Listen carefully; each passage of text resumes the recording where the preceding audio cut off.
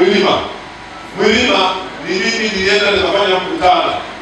Nikaahidi kisima kimechimbwa. Wamepampa, wamefika kwenye maji mengi bila maji hawajasafisha. Kwa kile kisima kusafisha. Mwamitilo. Kwa yale maji watayasafisha, watayawekea kokoto, wataweka pampu, yale maji ndio yatakwenda kwenye taasisi hizo zungumza ambazo zina maji. Sisi moye. Na kisima hicho ni sehemu ya visima 5.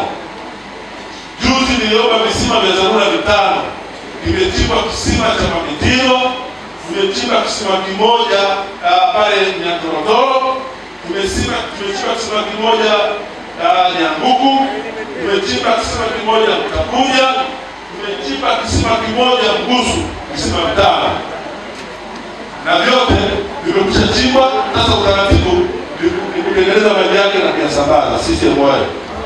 Maeneo mengine tumeendelea kupata maji ya visima na mtandao wa maji. Tulizindua maji na Mwenge, maji yanaendelea kusambana, maji ya Ziwa Victoria. Lakini nilikuja kwenye mkutano nikawaambia kata ya Kanyara na kata ya Kasaba tuko kwenye mpango wa maji ya kutoka Ziwa Victoria ambao tayari unaendelea. Tunayala tayari bilioni 64, mkandarasi uko site. Hivi tunazungumza ni 70% ya ujenzi wa mradi wa maji. Wale tunaokwenda mjini, ukikata kona kwenye Nyankumbu kwenye mashine ya msuka, angalia pale kuna mabomba mengi yamelazwa pale. Mimi leo nikapita katikati. Ndio mabomba yanayotoa maji senda kuyaleta kule mkoani. Kuna tenki kubwa limejengwa, kuna tenki kubwa limejengwa Mtakuja, na kuna tenki kubwa limejengwa Mbalala. Ndio maji ya Kasama na Kanyara kutoa Ziwa Victoria yatakapokuwa. Mradi huo tayari unaendelea. Sisi moye. Nataka kuambia changamoto ya maji katika jimbo la Geita mjini tumetafuta suluhu ya miaka 30 ijayo. Hivi visima tunavyochimba, tunachimba visima kwa ajili ya dharura. Kwamba tukiwa na dharura tutatumia maji gani ya visima.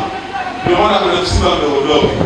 Lakini changamoto yetu na suluhu yetu ya maji ni ya miaka 5 mbele. Miaka 30 mbele.